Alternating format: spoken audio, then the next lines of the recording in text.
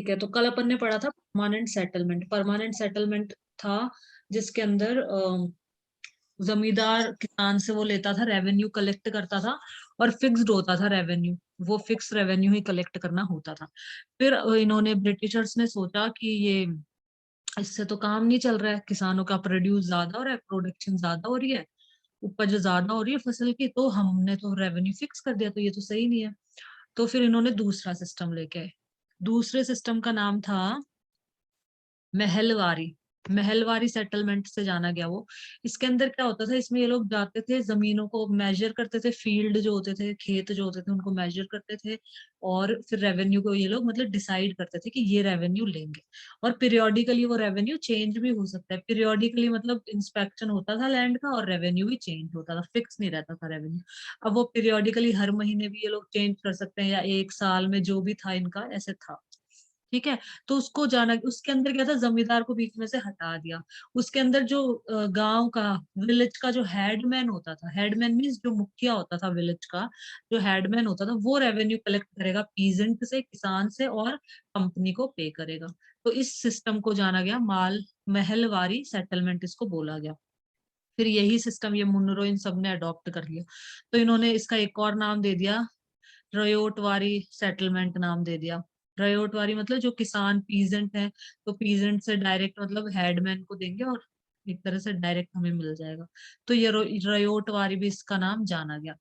फिर क्या हुआ, अब आगे हमें आज ये पढ़ना है। ऑल वॉज, ये भी सही नहीं था। इसमें क्या था कि किसानों से लोग इतना ज्यादा रेवेन्यू डिमांड कर रहे थे, तो किसान सब छोड़ छोड़ के भाग गए थे, खाली हो गए थे, जगह ही खाली हो गई थी, वहां पर सब डेजर्टेड हो गया था। फिर आगे क्या हुआ, आज हमें ये पढ़ना है, यहाँ से पढ़ना है आज हमें। Crops for Europe. अब जो इनका यूरोप था, उसके लिए क्रॉप्स। तो मैं तुमको चलो ये भी दिखा देती हूँ, यूरोप रशिया सब दिखा देते हैं एक बार, कॉन्टिनेंट सारे दिखा देती हूँ। यूरोप, यूरोप तो कॉन्टिनेंट है ना। हाँ हाँ, कॉन्टिनेंट है सारे ग्रीनलैंड की तरफ है। पूरा पता है यूरोप में कौन सी कंट्रीज आती हैं। ये रहा देखो, इसमें अच्छे से पता चल रहा है। ये देखो, ब्लू ये है, वाला। हाँ ये ब्लू वाला, ये है अपना यूरोप। ये पूरा यूरोप है। ठीक है। ये है अपना एशिया, ये पूरा एशिया है। ये 7 कॉन्टिनेंट होते हैं अपने टोटल। ठीक है, तो एशिया इंडिया ये रहा। ऑस्ट्रेलिया, ऑस्ट्रेलिया तो कंट्री है ना। नहीं नहीं, ऑस्ट्रेलिया कॉन्टिनेंट है ना, लेकिन इसमें एक ही कंट्री है, ऑस्ट्रेलिया ही है इसके अंदर सिर्फ। सबसे छोटा कॉन्टिनेंट है अपना ऑस्ट्रेलिया, सबसे छोटा। सबसे बड़ा कॉन्टिनेंट ना एशिया, यहाँ लिखा भी होगा, रुको, ये देखो ये लिखा है यहाँ पे एशिया। एशिया अपना सबसे बड़ा है। इसमें देखो इसकी पॉपुलेशन, मतलब ये तो जनसंख्या, जो लोग रहते हैं, एरिया देखो, इससे पता चलता है कौन सा बड़ा है। सबसे बड़ा है एशिया, जो सबसे ऊपर है। इसका एरिया इतना है 31, 100,000, लाख, 10 लाख करोड़, 31 करोड़ किलोमीटर स्क्वायर, इतना है ये। मतलब एशिया का सबसे ज्यादा बड़ा है, दिख भी रहा है बड़ा, देखो रेड रेड सबसे बड़ा दिख रहा है ना एशिया, जिसमें अपनी कंट्री है इंडिया है, और जिसके अंदर रूस भी है। रूस आधा तो एशिया में आता है कहते हैं, और आधा यूरोप में भी आता है थोड़ा बहुत। तो ज्यादातर तो यहीं पे आता है रूस, ये है रूस ऊपर का पार्ट। और यूक्रेन यहाँ यहीं पे कहीं पे पास में, रूस के एकदम पास में। वर्ल्ड के मैप में दिखा दूंगी मैं अभी, उसमें पूरा अलग अलग दिखा रखा है उसके अंदर पूरा कंप्लीट। मतलब ये जो रूस जहां भी खत्म होता है ना, यहाँ पे खत्म होगा रूस, शायद यहाँ तक है रूस, और फिर इधर यूक्रेन है यहाँ पे। वो मैप में दिखा दूंगी तुमको, अभी ये बता देती हूँ कॉन्टिनेंट पहले। ये सारे कॉन्टिनेंट है अपने। एशिया है अपना सबसे बड़ा कॉन्टिनेंट, फर्स्ट नंबर पे। अमेरिका, अमेरिका के ये दोनों के अलग अलग प्रेसिडेंट है क्या। नॉर्थ अमेरिका, ये तो कॉन्टिनेंट है अभिमन्यु, कॉन्टिनेंट है, ये तो कंट्री है फिर इनके अंदर। कॉन्टिनेंट मतलब होता है जमीन का बड़ा टुकड़ा जिसके अंदर बहुत सारी कंट्री हो, जैसे एशिया कॉन्टिनेंट है, तो इसके अंदर अपना ये इंडिया यूएसए, है। हाँ, यूएसए के अंदर ये, यूएसए में ये दोनों आ जाएंगे। नहीं ये तो कॉन्टिनेंट के नाम है, कंट्री तो एक ही है अमेरिका। अमेरिका कंट्री तो एक ही है। अभी मैं वर्ल्ड के मैप में तुम्हें कंट्रीज भी दिखा देती हूँ, पहले एक बार ये देख लो, फिर मैं तुम्हें कंट्रीज दिखा। देखो ये है अपना एशिया का कॉन्टिनेंट। पहले कॉन्टिनेंट दिखा देती हूँ, फिर कंट्रीज सारी दिखाऊंगी। ये तो कॉन्टिनेंट के नाम रख रखे हैं, north America, South America, country थोड़ी है, तो कॉन्टिनेंट का नाम है। तो एशिया सबसे बड़ा कॉन्टिनेंट है जिसके अंदर हमारी कंट्री आती है इंडिया, ठीक है। सबसे पहली बात। फिर दूसरा है अफ्रीका, दूसरा लार्जेस्ट है अफ्रीका, मतलब एशिया से फिर छोटा हो गया अफ्रीका। सेकंड नंबर पे अफ्रीका आता है। इसके अंदर बहुत सारी कंट्री है, देखो पार्ट्स डिवाइड कर रखे ना, ये सब कंट्रीज है। इसमें भी ये सब कंट्री है, जितने भी पार्ट दिख रहे हैं ना, ये सब कंट्रीज है, ये सब, ठीक है। अब अफ्रीका के बाद कौन सा आता है तीसरा? यूरोप। अफ्रीका के बाद है यूरोप। ये तीनों पास में जुड़े जुड़े, ये नंबर फर्स्ट पे, ये सेकंड पे, ये थर्ड पे यूरोप आ गया। रशिया है ना अपना, देखो इतना आ जाएगा आधा, ये जो दिख रहा है ना ब्लू ब्लू, ये और ये रेड, ये पूरा रशिया है, बहुत बड़ा है रशिया। अभी मैप में मैम इनको अलग अलग क्यों बांटा है? ऐसे आधा नाम दे एशिया रखे में, ऐसे नाम दे रखे आधा हैं कि रूस एशिया। रूस रूस इन दोनों में डिवाइड क्यों है, एशिया में यूरोप में? अब वो तो आगे, इसका आधा पार्ट यहाँ आ गया और आधा पार्ट इस कॉन्टिनेंट में आ गया। वो तो क्या कर सकते हैं, वो आ गया, दोनों के अंदर आ गया इसका पार्ट, रूस का पार्ट, आधा इधर और आधा इधर, वो है ही ऐसे ही है। फिर यूरोप हो गया थर्ड नंबर पे, फिर नॉर्थ अमेरिका, फिर साउथ अमेरिका, फिर ऑस्ट्रेलिया, फिर अंटार्कटिका। अंटार्कटिका का एरिया, एरिया देखो ऑस्ट्रेलिया का सबसे कम है, ये रहा, इसको ऊपर लिख रखा, सबसे छोटा है ऑस्ट्रेलिया, अंटार्कटिका से भी छोटा है। अंटार्कटिका में पॉपुलेशन देखो 0, क्योंकि यहाँ नीचे ठंड है ना, तो अच्छा, 0। पेंगुइन यहाँ पे। बहुत ठंडा इलाका रहता है यहाँ पे, कोई भी इंसान नहीं रहते, मतलब ह्यूमन बीइंग तो नहीं पाए जाते यहाँ पे बिल्कुल। ये देखो नंबर 1 पे हो नहीं गया अपना यहाँ पे एशिया। साइंटिस्ट और वो नहीं आते यहाँ पे? हाँ आते हैं ना, साइंटिस्ट आते हैं यहाँ पे, उन्होंने अपना बना भी रखा है यहाँ पे, बस वो आते हैं, एक्सपेरिमेंट करते हैं, वो चले जाते हैं, रहता कोई नहीं है, रहने के पर्पज से नहीं है। साइंटिस्ट अपनी खोज वोज करने के लिए आते हैं, डिस्कवरीज करने के लिए आते हैं यहाँ पे, फिर वो वापस चले जाते हैं। तो ये ध्यान रखना, नंबर फर्स्ट पे एशिया, इनके सीक्वेंस भी पूछे जाते हैं पता है। नंबर 1 पे एशिया, नंबर 2 पे अफ्रीका, नंबर 3 पे यूरोप है, फिर फोर्थ पे नॉर्थ अमेरिका, फिफ्थ पे साउथ अमेरिका, सिक्स्थ नंबर पे अंटार्कटिका, देख लो। नॉर्थ अमेरिका बड़ा लग रहा है इसमें तो। हाँ नॉर्थ अमेरिका ही है तो बड़ा, देखो नॉर्थ अमेरिका है और फिर साउथ अमेरिका है। हाँ, यूरोप यूरोप से। यूरोप से बड़ा लग रहा है, हाँ वो इसमें दिख रहा होगा, लेकिन देखो यूरोप का एरिया देखो यहाँ पे 22, इक्वल इक्वल है, यही समझ लो, थोड़ा सा ही डिफरेंस है। ये 21, यहाँ पे 22, ज्यादा डिफरेंस नहीं है। 21,330, ये 22,134, तो ज्यादा डिफरेंस नहीं है, इसलिए बराबर सा लग रहा होगा। इसमें छोटा लग रहा है, सही कह रहे हो दिखने में तो, बट इसमें दिखा नहीं रखा होगा ढंग से पूरा ये। तो इसमें एशिया हो गया number 1, number 2 Africa, number 3 Europe, number 4 north America, फिर साउथ अमेरिका, फिर अंटार्कटिका, और फिर ये ऑस्ट्रेलिया सबसे छोटा होता है, ऑस्ट्रेलिया। अब इनकी पॉपुलेशन तो याद नहीं रखनी, बस ये ध्यान रखना है अंटार्कटिका में 0, क्योंकि यहाँ बहुत ज्यादा ठंड पड़ती है, तो 0 पॉपुलेशन मतलब जनसंख्या, मतलब लोगों की संख्या ऑस्ट्रेलिया ऑस्ट्रेलिया में 0.55, 0.5 1% में।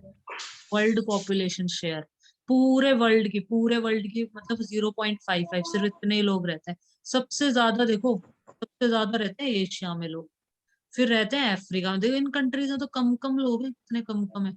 सबसे ज्यादा एशिया में भरे हुए हैं जनता, सबसे ज्यादा, और फिर अफ्रीका में लोग हैं, फिर यूरोप में है, नॉर्थ अमेरिका देखो, साउथ अमेरिका कितने कम कम percent, North America South America में तो बहुत ही कम है, और ऑस्ट्रेलिया में तो सब बहुत और भी ज्यादा कम है।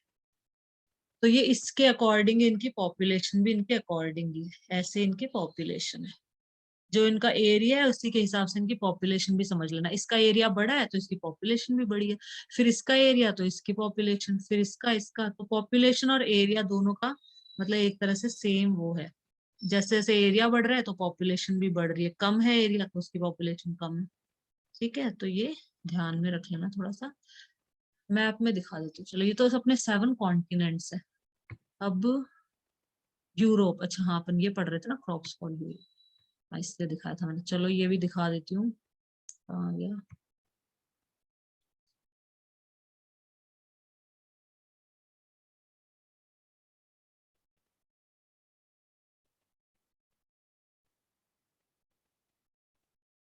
ये अपने यहाँ पे वर्ल्ड का मैप है, इसको थोड़ा बड़ा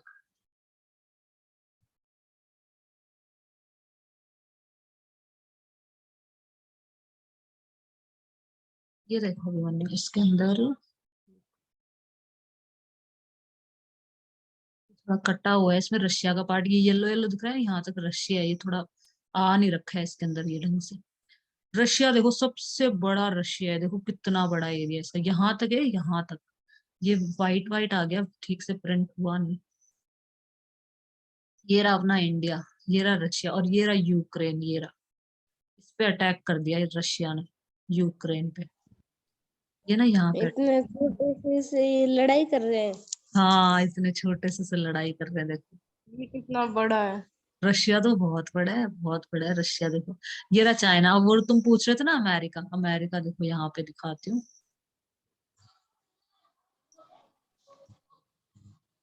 ये ऊपर वाला है अपना नॉर्थ अमेरिका, ये कॉन्टिनेंट का नाम है। नॉर्थ अमेरिका में कौन कौन सी कंट्री है? कनाडा जो कंट्री है जहाँ पे ज्यादातर पंजाबी लोग जाते हैं, तुमने सुना होगा, पंजाबी ज्यादातर पंजाबी बोलते हैं ना, हम कनाडा जा रहे हैं, कनाडा कनाडा रहते हैं हम। पंजाबी लोग बहुत ज्यादा रहते हैं कनाडा के अंदर। तो कनाडा कंट्री है एक तो नॉर्थ अमेरिका में, ये नीचे वाला है साउथ अमेरिका।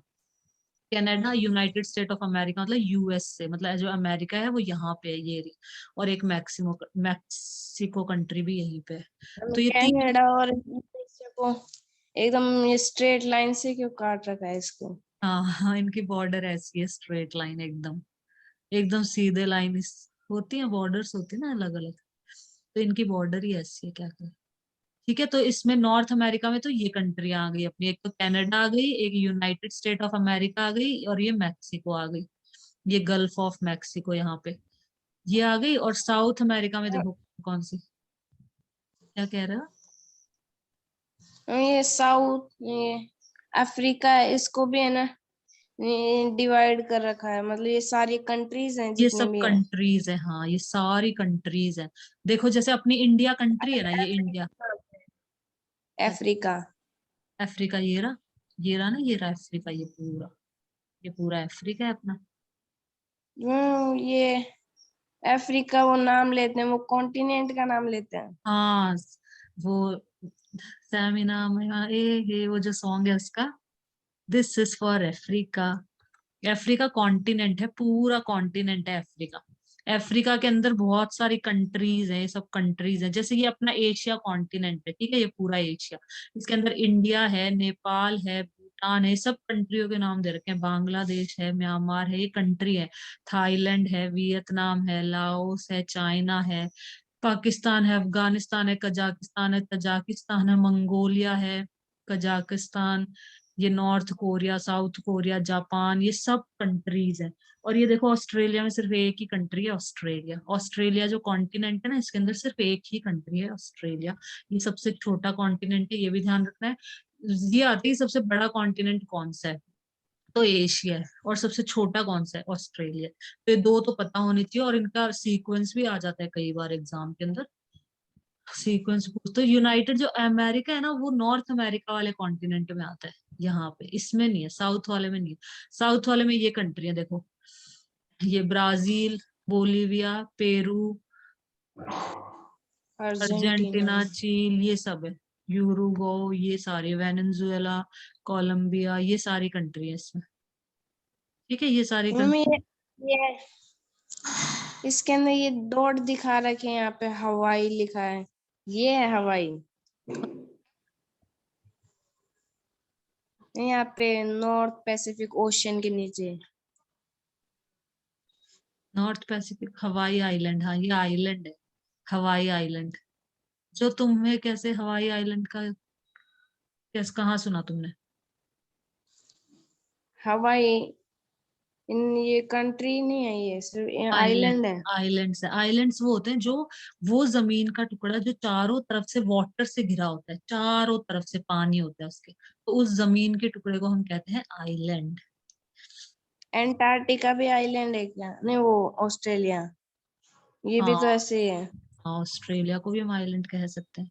जो चारों तरफ से घिरा है उसको हम आइलैंड बोलते हैं। तो इसको हम कह सकते हैं आइलैंड।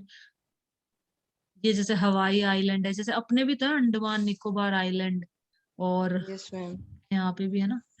ये देखो, ये भी चीज, 3 चीजें बता देती हूँ, ये भी इंपॉर्टेंट है। इक्वेटर होता है ना, जो अर्थ होती है ना अपनी अर्थ, उस इक्वेटर उसको 2 इक्वल पार्ट में डिवाइड करता है। तो अपनी कंट्री देखो नॉर्थ हेमिस्फेयर में आती है, ऊपर की तरफ आती है अपनी। ये इक्वेटर 0 डिग्री पे होता है। ये अर्थ को, ग्लोब को 2 इक्वल पार्ट्स में डिवाइड कर देता है। इसके ऊपर वाले को कहते हैं नॉर्थ हेमिस्फेयर, और नीचे वाले को कहते हैं साउथ हेमिस्फेयर, या सदर्न हेमिस्फेयर और नॉर्थ हेमिस्फेयर और साउथ हेमिस्फेयर। तो अपनी ये भी आ जाता है कई बार कि इंडिया नॉर्थ हेमिस्फेयर में आता है या साउथ हेमिस्फेयर में आता है, ऊपर की तरफ आता है कि नीचे की तरफ। तो इक्वेटर से ऊपर आता है इंडिया, मतलब नॉर्थ हेमिस्फेयर में। ये देखो अपना जो इंडिया, चाइना, मतलब पूरा एशिया ही, पूरा एशिया, यूरोप, ये नॉर्थ अमेरिका, ये तो पूरे के पूरे इसमें आते हैं नॉर्थ हेमिस्फेयर में। अफ्रीका का आधा पार्ट नॉर्थ में, आधा पार्ट साउथ में। इसका क्या बोलते हैं, साउथ अमेरिका का थोड़ा सा पार्ट तो नॉर्थ में, और ज्यादातर पार्ट इसका आता है साउथ में। ऑस्ट्रेलिया भी साउथ हेमिस्फेयर में। अपन को तो अपनी कंट्री का ध्यान रखना है कि अपनी जो कंट्री है और अपना जो कॉन्टिनेंट है वो पूरा का पूरा कहाँ आता है, नॉर्थ हेमिस्फेयर में आता है। मतलब इक्वेटर ये लाइन रही, इक्वेटर लाइन का कौन कौन सी कंट्रीज, कौन कौन से कॉन्टिनेंट से मतलब पास पूरा होती है, का ऐसे भी पूरा ही आता है, है। पूरा ही नॉर्थ में आता है। हाँ पूरा नॉर्थ में है ये, पूरा एशिया और यहाँ पे यूरोप भी। चीन के नीचे यहाँ पे और भी एक कंट्रीज हैं, हाँ तो, मलेशिया ये हाँ हाँ ये रहा ना, देखो इक्वेटर, ये रहा इक्वेटर। इससे ऊपर ऊपर की ये सब। सारी नॉर्थ में आ जाए। इससे ऊपर श्रीलंका भी नॉर्थ में है अपना, देखो। इससे ऊपर ऊपर का सब कुछ नॉर्थ में है। ये वाली लाइन जो दिख रही है ना इक्वेटर, ये इक्वेटर है अपनी। 0 डिग्री पे होती है इक्वेटर। ये अर्थ को 2 इक्वल पार्ट्स में डिवाइड करती है। तो इसमें क्या बोलते हैं, अपना एशिया, पूरा एशिया नॉर्थ में है, पूरा यूरोप भी नॉर्थ में है, जो नॉर्थ जो अमेरिका है वो भी नॉर्थ हेमिस्फेयर के अंदर है, पूरा का पूरा। और इक्वेटर होगी, 3 लाइंस होती है। ट्रॉपिक ऑफ कैंसर इक्वेटर के ऊपर होती है हमेशा, ट्रॉपिक ऑफ कैंसर इक्वेटर के ऊपर ही होगी ये हमेशा। और इक्वेटर के नीचे एक लाइन होती है, ये 30-30 डिग्रीज पे होती है ये वाली। ये 30 डिग्री पे होती है ट्रॉपिक ऑफ कैंसर, और ये भी 30 डिग्री। तो ये ट्रॉपिक ऑफ कैंसर ऊपर मिलेगी, और ट्रॉपिक ऑफ कैप्रिकॉर्न, कैप्रिकॉर्न नीचे होती है, इक्वेटर से नीचे। तो क्वेश्चन आ जाता है एग्जाम में कई बार, जैसे आगे आ जाए, या फिर अभी तो तुम्हारे नहीं आएगा, आगे आ सकता है हायर क्लासेस में, कि जैसे जो इक्वेटर होती है वो कौन कौन से कॉन्टिनेंट में से पास होती है। तो साउथ कॉन्टिनेंट में से पास, इक्वेटर का ज्यादा पूछा जाता है, इक्वेटर साउथ कॉन्टिनेंट। और वैसे अपनी कंट्री का याद रखना है अपन को, तो इन सब का नहीं पूछता, खुद की कंट्री का पता होना चाहिए बस ज्यादातर। अपनी कंट्री को ट्रॉपिक ऑफ कैंसर जो है ये पास होती है अपनी कंट्री में से। बस ये एक ही लाइन पास होती है, अपने इंडिया में से एक ही लाइन पास होती है, ट्रॉपिक ऑफ कैंसर। इक्वेटर तो इंडिया के नीचे है, और कैप्रिकॉन तो और भी नीचे है। तो ये पूछ लिया जाता है कि तीनों में से कौन सी है जो अपनी कंट्री में से पास होती है, तो वो है ट्रॉपिक ऑफ कैंसर। और जैसे आगे जो कॉम्पिटेटिव एग्जाम देते हैं ना, तो उसके अंदर ये पूछ लिया जाता है कि जो ट्रॉपिक ऑफ कैंसर है ना, वो कौन से, इंडिया के कौन कौन से स्टेट में से पास होती है, स्टेट्स के नाम बताओ। तो यहाँ पे जो भी स्टेट पढ़ते हैं ना, गुजरात आ गया, यहाँ पे जितने भी स्टेट आ रहे हैं उन सबके नाम बताने पड़ते हैं। तो बस ये छोटी मोटी चीजें ध्यान में रखनी है। ठीक है, ये अपना मैप है पूरा। अमेरिका यहाँ ऊपर की तरफ है, नीचे नहीं है अमेरिका, एक ही है इधर अमेरिका। अब देखो ये जो सी है अपनी, जो ओशंस है अपने, 5 ओशन होते हैं, कॉन्टिनेंट होते हैं 7, 7 कॉन्टिनेंट पढ़ लिए। एशिया फर्स्ट नंबर पे, यूरोप सेकंड नंबर पे, थर्ड नंबर पे अफ्रीका, ओह सॉरी, अफ्रीका था ना सेकंड नंबर पे, एशिया, फिर अफ्रीका, फिर यूरोप, फिर इसके बाद नॉर्थ अमेरिका, और फिर साउथ अमेरिका, अंटार्कटिका, और फिर ऑस्ट्रेलिया। सेकंड नंबर पे अफ्रीका ही तो था, अफ्रीका ऐसे, यस सर। है ना। तो बस ये इनका सीक्वेंस ध्यान रखना है। और 5 ओशंस होते हैं। ओशन देखो ये वाले, पैसिफिक ओशन, नॉर्थ और साउथ लिख दिया बस, नॉर्थ ऊपर वाले को नॉर्थ, नीचे वाले को साउथ। होता एक ही है पैसिफिक ओशन। अटलांटिक ओशन ये सबसे गहरा होता है, पैसिफिक ओशन सबसे गहरा, सबसे डीपेस्ट। पूछा जाए कि which is the deepest ocean, deepest सबसे गहरा कौन सा है, नीचे ही नीचे गहरा है बहुत ज्यादा, तो वो है पैसिफिक ओशन। अटलांटिक ओशन होता है दूसरा, अटलांटिक हो गया तीसरा, अपना इंडियन ओशन हो गया, और सदर्न ओशन एक ये हो गया, चौथा सदर्न ओशन हो गया, और एक है ऊपर की तरफ आर्कटिक, कहाँ गया, ये रहा आर्कटिक ओशन। तो ये 5 ओशन है टोटल। इसको बस इतना सा ध्यान रखना भी, देखो इन दोनों के बीच में ना, दोनों कॉन्टिनेंट्स के बीच में अटलांटिक ओशन आता है, दोनों इन दोनों के बीच। इंडियन ओशन तो हमें पता है यहाँ नीचे आता है, ठीक है। सदर्न ओशन भी इंडियन ओशन के नीचे आ जाएगा एकदम, सदर्न ओशन मतलब अंटार्कटिका के ऊपर थोड़ा सा, ठीक है। और इसी लाइन में ऊपर ही ऊपर अपना जो ओशन है इंडियन ओशन के ऊपर आर्कटिक ओशन। ये तो तीनों ध्यान हो जाते हैं, लाइन से ही है, सबसे ऊपर तो आर्कटिक है, फिर बीच में अपना आ गया इंडियन, फिर यहाँ आ गया सदर्न ओशन, तीन तो ये हो गए। ये अटलांटिक ओशन चौथा और पैसिफिक ओशन पांचवा। सिंपल सा ध्यान रखना। पैसिफिक ओशन ये इस तरफ है इनके, नॉर्थ अमेरिका साउथ अमेरिका के लेफ्ट हैंड साइड में। अब पढ़ते हैं अपन आगे का अपना। Crops for Europe. अब जो यूरोप है उसके लिए क्रॉप्स फसलें। अरे हाँ, ब्रिटिश इनकी कंट्री दिखा देती हूँ, इंग्लैंड, इनके बारे में पढ़ रहे हैं ना अपन, तो इनकी कंट्री दिखा देती हूँ, दिखा देते हैं। तो ये यूरोप के अंदर है, यूके इंग्लैंड। ये देखो ये रहा यूनाइटेड किंगडम, छोटी सी कंट्री है, बड़ी नहीं है। ये रही, ये जो पिंक पिंक दिख रही है ना, पिंक पिंक, यही है बस यूनाइटेड किंगडम। बहुत छोटा है लेकिन इन्होंने सब पे राज राज कर। इंग्लैंड, इंग्लैंड कहाँ पे है? ये रहा ना England, United kingdom, United kingdom को ही बोलते हैं इंग्लैंड, यूके, यूके को ही इंग्लैंड बोला जाता है। ये जो पिंक पिंक है ये इंग्लैंड है, ये यूरोप के अंदर आता है, यूरोप में। तो इन्होंने, इतना छोटा सा देश है और इन्होंने सब पूरे सब पे राज किया हुआ है, पता है। सिर्फ किसको छोड़ के, एक जगह को छोड़ के, इन्होंने शायद रशिया को, एक जगह को छोड़ा है, बाकी इन्होंने सब पे वो करा हुआ है, अपना राज किया हुआ है इन लोगों ने। यूनाइटेड किंगडम, यूके, इंग्लैंड वाले ये, ठीक है। तो ये यूरोप अपना इंडिया से सामान यहाँ ले जाते थे, सारा सब कुछ ले गए लूट लूट के इंडिया से।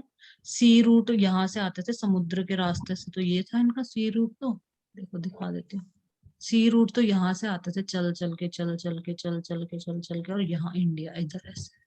ये तो था इनका सी रूट, ज्यादातर तो ये सी रूट से ही लेके गए हैं, जो भी माल ले जाते थे ऐसे ले जाते थे यहाँ से, ठीक है। अब अपन इनके बारे में पढ़ते हैं।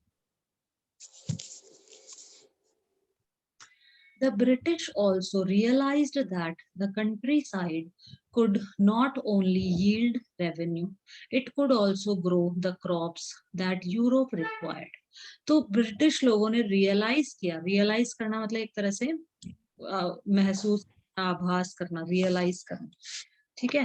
तो इन्होंने रियलाइज कर लिया कि जो कंट्री साइड है, मतलब ये जो रूरल एरिया है, गांव का जो एरिया है, यहाँ से ना, ना कि सिर्फ रेवेन्यू ही, ना सिर्फ रेवेन्यू ही नहीं ले सकते हम बल्कि वो क्रॉप्स भी इनसे उगवा सकते हैं जो हमें चाहिए, जो यूरोप को चाहिए। यूरोप में जो क्रॉप्स की जरूरत है ना, जिन क्रॉप्स की डिमांड है, जिन क्रॉप से पैसा मिलेगा, तो वो इनसे, वो भी हम लगवा सकते हैं यहाँ पे।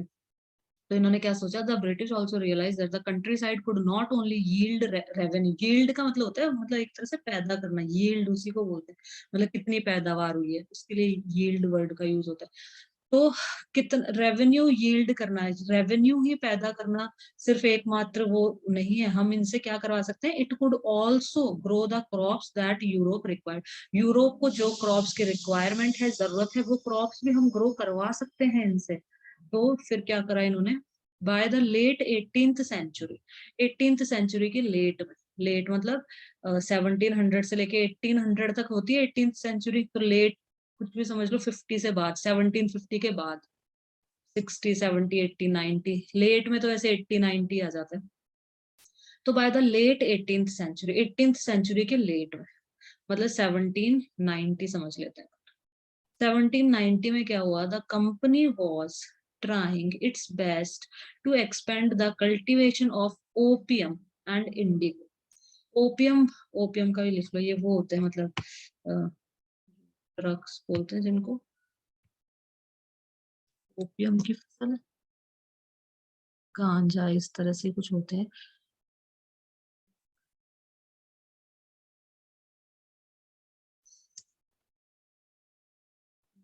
अफीम, अफीम होता है मतलब ड्रग्स होते हैं।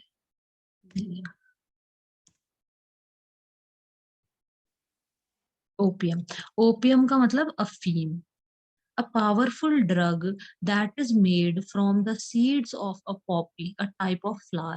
एक तरह का फ्लावर होता है, मतलब बीज होता है, उसको लगा देते हैं और उससे फ्लावर उगते हैं, मतलब और उन फ्लावर से मतलब ये ड्रग बनाया जाता है, ओपियम, अफीम, अफीम और गांजे और ये सब होता है ना जो ड्रग्स करते हैं, मतलब नाक से ऐसे सूंघ लेते हैं और इस तरह के, तो ये सब बेकार चीजें। A powerful drug that is made from the seeds of a Poppy, Poppy के सीड से जो ड्रग बनाया जाता है उसको हम ओपियम बोलते हैं। इंडिगो भी दिखा देती हूँ, इंडिगो, अरे हाँ इसका वो भी दिखा देती हूँ, इमेज दिखा देती हूँ ओपियम की। Opium alcohol and drug foundation, opium Wiki, ये देखो ये इनकी इमेजेस है, ये देखो ये रहा, ये अच्छे से दिखा रखा है, ये है ओपियम, ये रहा ओपियम फ्लावर, एक तरह का फ्लावर है देखो, ये रहा ओपियम, ये दिखा रखा यहाँ। तो ये जो होते हैं ना, इनसे बनता है अफीम, ये देखो यहाँ पे ये किसान, ठीक है, ये रहा, इसको तोड़ के दिखा रखा है। फिर इनकी खेती क्यों की जाती है? तो ये महंगा, जैसे कुछ लोगों को शौक होता है खरीदने का कि हमको तो ला दो, हम पैसे देने के लिए तैयार है, करोड़ रुपए दे देंगे हमें, हमको थोड़ा सा ला दो ला दो। तो फिर वो लोग लगाते हैं, जब जरूरत होती है, जब भी तो कोई किसी भी चीज की जब जरूरत होती है, जैसे मीट वीट क्यों खाता है, अपन बोलते हैं मीट क्यों खाता है, तो मीट की डिमांड होती है कि मीट दो, तो जब डिमांड होगी तभी तो बनाना चालू करेगा। तो मतलब जो होती है वो उनको मना नहीं करती बनाने के लिए। कौन, गवर्नमेंट? हाँ गवर्नमेंट तो मना तो करती है, जैसे ये जो होती है लिक्कर होती है, शराब होती है, ये सब लोग पीते हैं, क्या करे गवर्नमेंट भी कितना रोके, जैसे सपोज गवर्नमेंट, अपनी इंडिया गवर्नमेंट बंद कर दे कि ये जो शराब है, ये सब ड्रिंक्स जो है ये सब बंद कर दो, और तो लोग बाहर से खरीदने लग जाएंगे, बाहर से फिर लाएंगे तो अपने देश को नुकसान होगा ना, बाहर से जब वो इतना महंगा क्या, तो ये इसलिए फिर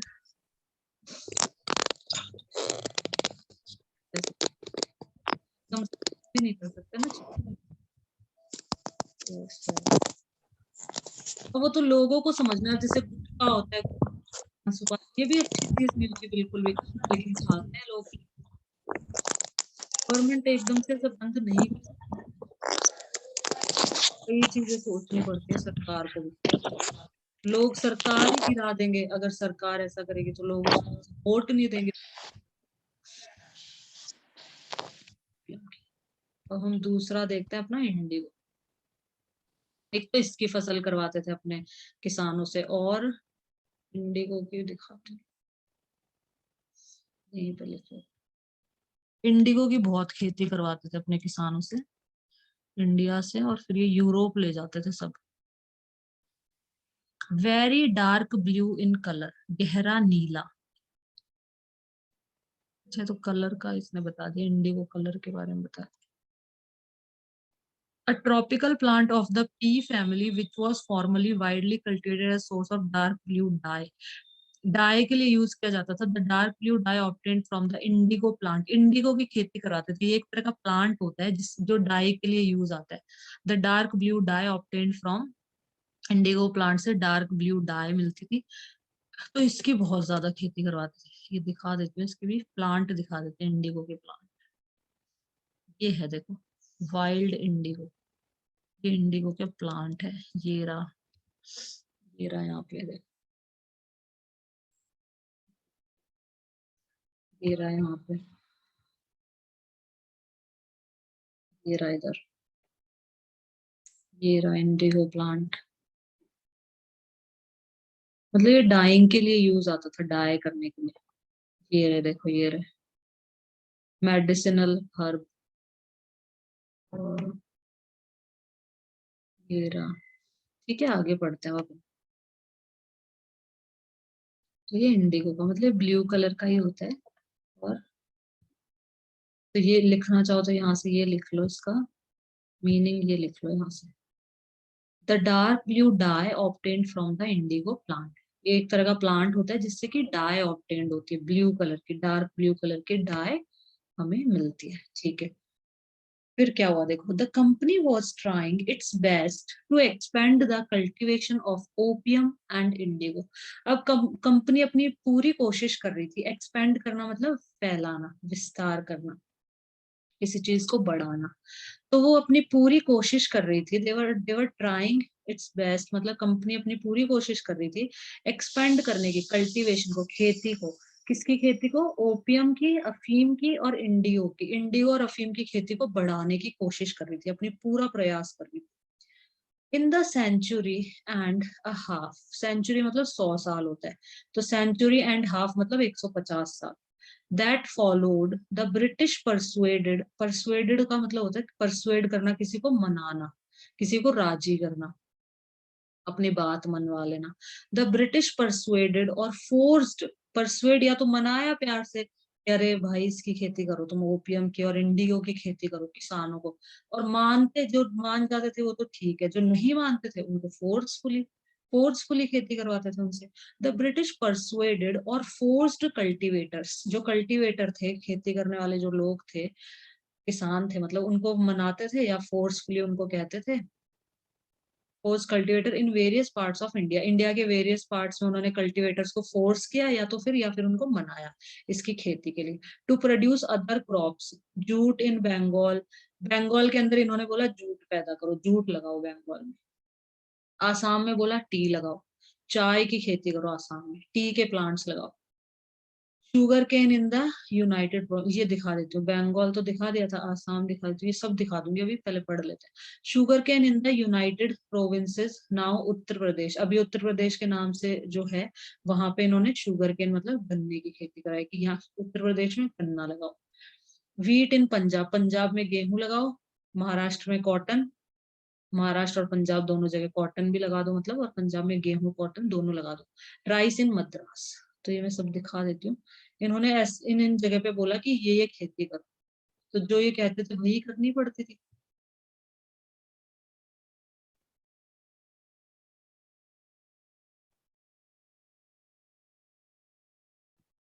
तो देखो क्या बोला इन्होंने, बंगाल के अंदर जूट की खेती करनी है, जूट के जो अपने बैग्स होते हैं, ये रहा बंगाल, वेस्ट बंगाल, इसकी कैपिटल है कोलकाता। कोलकाता, तो ये ध्यान रखने, वेस्ट बंगाल की कोलकाता, यहाँ पे जूट की खेती करने के लिए बोला गया कि यहाँ पे जूट के प्लांट्स लगाओ, जूट्स लगाओ। फिर कौन सी जगह है दूसरी, आसाम में बोला गया कि टी लगाओ, टी के प्लांट्स लगाओ। ये रहा आसाम, ये येलो कलर में जो है ये पूरा आसाम है। ईस्ट है, ये ईस्ट साइड है, ये वेस्ट साइड है, ये नॉर्थ साइड है और ये साउथ साइड। तो ईस्ट साइड में आसाम के अंदर कहा गया कि किसकी खेती करो, चाय की। सुना भी होगा आसाम में चाय की खेती होती है, इस पे क्वेश्चन भी आता है पता है, कि टी के जो प्लांट ज्यादातर चाय ज्यादा सामने होती है ना। में होता है ज्यादा, तो आसाम में चाय की खेती होती है, इस पे क्वेश्चन भी आते हैं। तो आसाम में इन्होंने चाय की खेती मतलब टी के प्लांट्स लगवाए। बंगाल में इन्होंने जूट के प्लांट्स लगाए, जूट के जो अपने बैग्स होते हैं, जूट की बोरियां बनती हैं, बैग्स बनते हैं, रस्से बनते हैं, मतलब इस तरह से बनाए जाते हैं इनसे। और क्या बोला इन्होंने, उत्तर प्रदेश में गन्ने लगाओ, शुगर केन लगाओ। उत्तर प्रदेश अपना ये रहा, ग्रीन ग्रीन पूरा। उत्तर प्रदेश की है लखनऊ, आसाम की है दिसपुर, ये ध्यान रखने, आसाम की कैपिटल है दिसपुर, उत्तर प्रदेश की कैपिटल है लखनऊ। तो उत्तर प्रदेश में बोला गया ग्रीन है देखो, तो बोला गन्ने लगाओ यहाँ। ये तो कलर कर रखा है ऐसे, कुछ भी कलर कर सकते हैं, ये तो मैं ऐसे मजाक कर रही हूँ कि उत्तर प्रदेश ग्रीन दिख रहा है तो यहाँ पे गन्ने, गन्ने के लिए बोला इन्होंने। फिर और कहा पंजाब में वीट, महाराष्ट्र में कॉटन। पंजाब के अंदर ये रहा ऊपर अपना पंजाब, पंजाब की है चंडीगढ़ कैपिटल, पंजाब की कैपिटल है चंडीगढ़। यहाँ पे बोला गया कि वीट लगाओ, गेहूं लगाओ। पंजाब में वैसे भी सुना ही होगा गेहूं, गेहूं लगते हैं यहाँ पे पंजाब के अंदर, ठीक है, यहाँ पे लगाओ गेहूं। और कॉटन बोला महाराष्ट्र में, और मद्रास में राइस। महाराष्ट्र अपना ये रहा इधर, महाराष्ट्र की मुंबई है, ठीक है, मुंबई महाराष्ट्र की कैपिटल है। तो महाराष्ट्र में बोला गया कि यहाँ पे तो कॉटन लगाओ, कॉटन मतलब वो रुए जो होता है ना, रुए कॉटन। फिर कॉटन के, हाँ, फिर उनसे कपड़े बनाते हैं कॉटन से। मद्रास कहाँ पे है? मद्रास नहीं है, हाँ इसके अंदर मद्रास पहले था, लेकिन बाद में मद्रास कोई मतलब स्टेट का नाम नहीं रखा गया। पहले बोलते थे मद्रास किसी एरिया को, लेकिन अभी नए वाले में मद्रास तो नहीं है कहीं पे। मद्रास के अंदर राइस की खेती करेगी, इधर ही कहीं होगा, बिहार के आसपास ही पक्का। ठीक है, तो यहाँ पे राइस की, तो इन्होंने बोला ये खेती। पूरा पैराग्राफ फटाफट वापस से समझा देती हूँ। The British also realise that the countryside could not only yield revenue, it could also grow the crops that Europe required. मतलब ना सिर्फ रेवेन्यू के लिए नहीं, यूरोप को जो क्रॉप्स चाहिए वो भी हम करवा सकते हैं इनसे। By the late 1870 the company was trying its best to expand the cultivation of, company ने मतलब अपना बेस्ट ट्राई किया ओपियम और इंडिगो की खेती को बढ़ाने के लिए। In the century and a half that followed, the British persuaded or forced cultivated in various part of India. India के अलग अलग जगह पे कल्टीवेटर्स को या तो परसुएड किया गया, मनाया गया, या फिर उनको फोर्स किया गया क्या प्रोड्यूस करने के लिए, क्रॉप्स। जूट बंगाल में, टी आसाम में, ये क्रॉप्स पैदा मतलब प्रोड्यूस करो इन स्टेट के अंदर, इनको मतलब या तो परसुएड किया या फिर फोर्स किया। यहाँ तक हो गया, अब आगे बढ़ते हैं। How was this done? अब ये सब कैसे हुआ? The British used a variety of methods to expand the cultivation of crops that they needed. तो उन्होंने कई सारे वेराइटी ऑफ मेथड, मतलब वेराइटी मतलब कई सारे मेथड्स उन्होंने ट्राई किए, यूज किए। टू एक्सपेंड, एक्सपेंड मतलब बढ़ाने के लिए, खेती को बढ़ाने के लिए। To expand the cultivation of crops, crops की फसलों की खेती को बढ़ाने के लिए कई सारे मेथड्स उन्होंने यूज किए।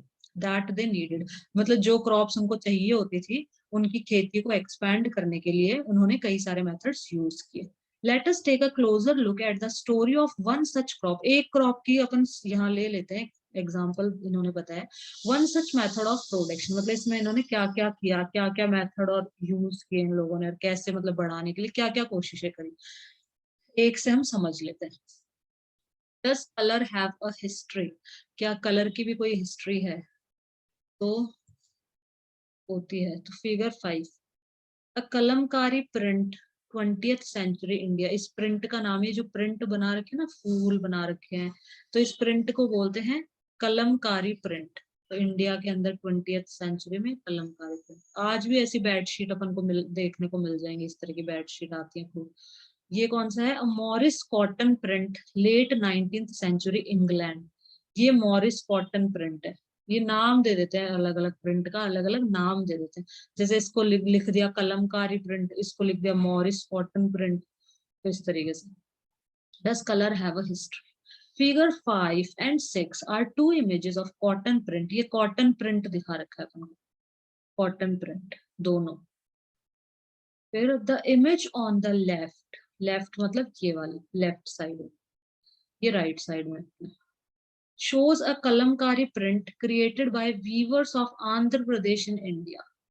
इंडिया में जो आंध्र प्रदेश स्टेट है उसके जो वीवर्स है, वीवर मतलब बुनने वाले, उन्होंने ये वाली कलमकारी जो प्रिंट है इसको क्रिएट किया है, इसको बनाया है। वीवर होता है बुनना, मतलब बनाना किसी भी चीज को, कपड़े बुनना, ठीक है, जैसे कॉटन से और क्लोथ प्रोड्यूस करना, वीविंग बोला जाता है इसको। वीविंग मतलब बुनना, कपड़ों को बुनना, मतलब धागे को कपड़ों में बुनना। तो आंध्र प्रदेश भी दिखा देती हूँ। आंध्र प्रदेश अपना, ये आंध्र प्रदेश है, ये अरुणाचल प्रदेश, इन दोनों के नाम थोड़े सेम सेम है। देखो यहाँ पे आंध्र प्रदेश यहाँ साउथ में है, ठीक है, इसकी है अमरावती, इसकी कैपिटल है। आंध्र प्रदेश की कैपिटल है अमरावती। और इसमें से तेलंगाना को अलग कर दिया था। पहले क्या था, ये आंध्र प्रदेश पूरा, ये पूरा आंध्र प्रदेश था, तेलंगाना भी इसी के अंडर में आता था। फिर आंध्र प्रदेश से इसको अलग कर दिया, इसका नाम दे दिया तेलंगाना। ये तो अभी हुआ है, मतलब अभी की बात है। तो तेलंगाना आंध्र प्रदेश में से अलग कर दिया गया और इसको नाम दे दिया गया तेलंगाना। पहले आंध्र प्रदेश की कैपिटल हुआ करती थी हैदराबाद, लेकिन फिर तेलंगाना की कैपिटल आ गई हैदराबाद और आंध्र प्रदेश की बन गई अमरावती। तो ऐसे ध्यान रख लो, ए से आंध्र प्रदेश और ए से ही अमरावती। आंध्र प्रदेश की कैपिटल है अमरावती, तेलंगाना की कैपिटल है हैदराबाद। ये पूरा पार्ट आंध्र प्रदेश के अंडर में आता था, लेकिन इसको अलग कर दिया गया, इसको तेलंगाना बना दिया, इसकी कैपिटल होगी हैदराबाद, आंध्र प्रदेश की होगी अमरावती। ठीक है, तो आंध्र प्रदेश की हैदराबाद मत याद करना, पहले होती थी हैदराबाद, अब होती है अमरावती, तेलंगाना की हैदराबाद। ठीक है।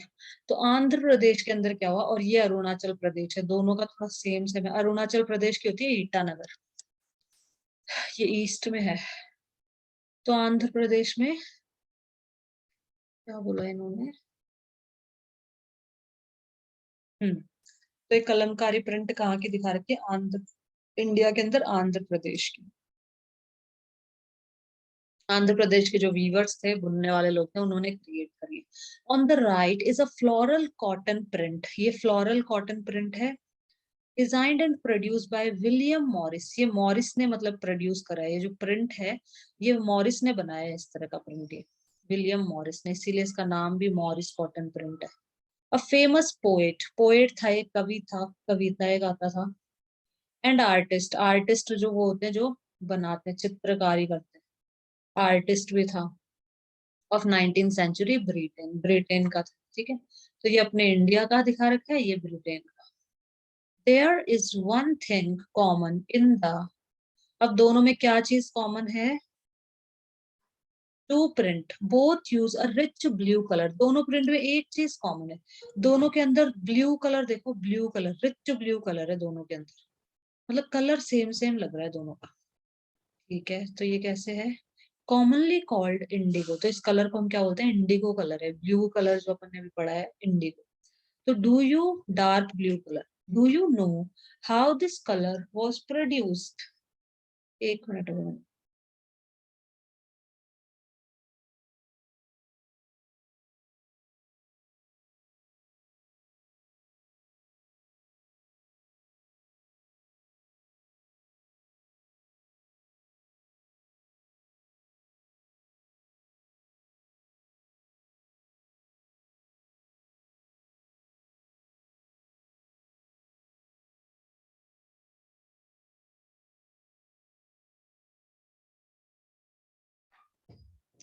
हाँ ठीक है, तो do you know how this colour was produce, तो क्या आप जानते हैं कि ये कलर कैसे प्रोड्यूस हुआ, अपन ने प्रोड्यूस किया था अपने किसानों ने। The blue that you see in these prints was produced from a plant called indigo, ये जो कलर आप देख रहे हैं ये एक इंडिगो नाम का एक प्लांट होता है, पौधा होता है, उससे प्रोड्यूस किया गया है ये colour.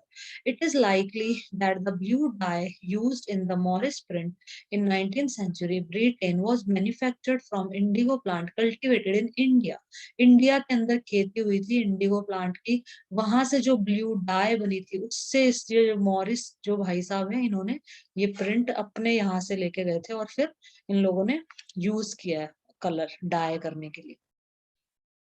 From India was the biggest, for India was the biggest supplier of indigo in the world at that time, उस समय में संसार का सबसे बड़ा मतलब बिगेस्ट सप्लायर था इंडिया, अपना इंडिगो का बिगेस्ट सप्लायर, मतलब सबसे ज्यादा सप्लाई, इंडिगो की खेती सबसे ज्यादा इंडिया में ही होती थी, और सबसे ज्यादा सप्लाई भी फिर इंडिया से होगा, खेती होगी तभी तो सप्लाई होगा ना, तो सबसे ज्यादा खेती होती थी और हमारे देश से ही ये सप्लाई होता था दूसरे देशों के अंदर।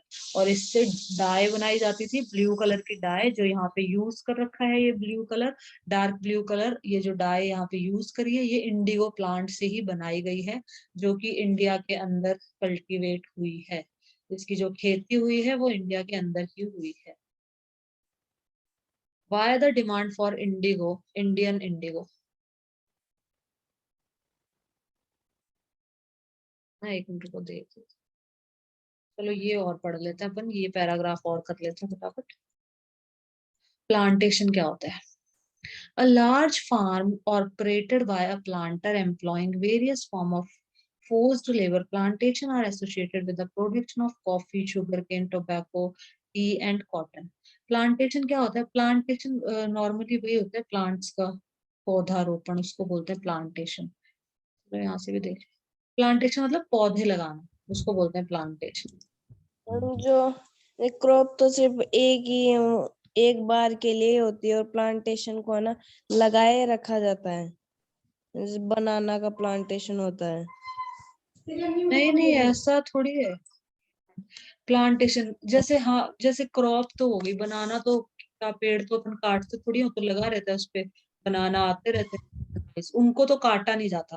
क्रॉप्स को तो अपन काटते हैं, फिर उनको मतलब गेहूं निकलवाते हैं, जो भी होता है ना उसके अंदर अनाज वो निकलवा लेते हैं अपन। फ्रूट्स वाले पेड़ों को थोड़ी काटा जाता है, वो तो एक बार लगा दिए बस, फिर वो फल देते रहते हैं। अब जैसे आम का पेड़ अपन ने लगा दिया, हाँ, कॉफी का प्लांटेशन ही होता है ना, कॉफी, कॉफी प्लांटेशन। कॉफी का देखो इतना अब ध्यान नहीं है, कॉफी का प्लांटेशन ही होता होगा, एक बार देख लेते हैं, यहाँ से देख लेते हैं। प्लांटेशन मतलब a large area of land specially in a hot country. Large area, land का बड़ा सारा एरिया, जिस हॉट कंट्री में, स्पेशली जैसे अपनी इंडिया हॉट कंट्री है, where tea, cotton. Hot countries कौन कौन सी है? जो इक्वेटर के जो पास में है, जैसे मैप में दिखा, इसमें अच्छे से समझ में आ जाएगा।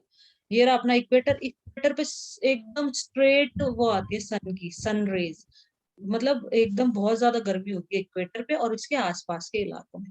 तो इक्वेटर के आसपास के इलाकों में बहुत ज्यादा गर्मी पड़ती है, इसके आसपास जितने भी है, तो इन जगह पे बहुत गर्मी रहती है। देखो यहाँ पे बहुत गर्म इलाके हैं इक्वेटर के आस, तो ये गर्म इलाके में पूरा, मतलब यहाँ सर्दियां कम ही पड़ती हैं, इतनी ज्यादा नहीं पड़ती।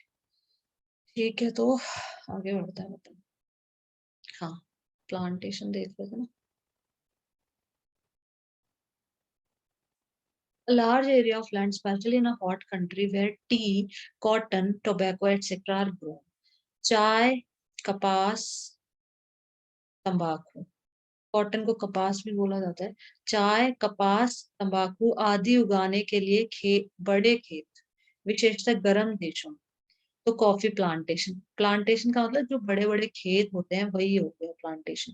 लार्ज एरिया ऑफ लैंड, बड़े बड़े जो खेत होते हैं जहाँ पे चाय या फिर कॉटन या फिर टोबैको, तंबाकू, इनकी खेती की जाती है। टोबैको को भी वो हटा लिया जाता है क्योंकि उसके पत्तों को सुखा के और फिर बनता है तंबाकू। उसके पत्तों को सुखाते हैं, फिर उनको क्रश करते हैं और फिर बनता है तंबाकू। तो पत्तों को तो काटना पड़ेगा। An area of land where trees are grown to produce wood, अपना ये फर्स्ट वाला है। प्लांटेशन मतलब एरिया ऑफ लैंड से है, जमीन, जमीन बहुत बड़ी जमीन जिसपे इस तरह की खेती की जाए, तो उनके लिए प्लांटेशन यूज किया जाता है। An estate on which crop such as this is are grown, वो ई स्टेट मतलब एरिया, लैंड, वो लैंड जिसपे ये क्रॉप्स उगाई जाए, वही है। ठीक है, आगे चलते हैं। A large farm operated by a planter employing various forms of forced labour, forced labour होता है मतलब यहाँ पे plantation are associated with the production of, इन सब का प्रोडक्शन होता है। प्लांटेशन मतलब जमीन का, लार्ज फार्म बड़े बड़े खेत, जो कि जो प्लांटर होता है उसको वो ऑपरेट करता है इनको, मतलब देख रेख वो करता है इनकी। और यहाँ पे फोर्स्ड लेबर मतलब फोर्सफुली इनको बोला जाता है ये कॉफी उगाओ, शुगर केन लगाओ, टोबैको लगाओ, टी लगाओ, कॉटन लगाओ, तो ये सब लगाए जाते हैं, वो बड़े बड़े प्लांट्स होते हैं, तो ये प्लांटेशन। तो क्या करना है, ये वाला पढ़ना है आज या कल पढ़ना है? अंकल। कल पढ़ लेंगे, ठीक है, कल कर लेते हैं। ठीक है, तो अभिमन्यु रख दो।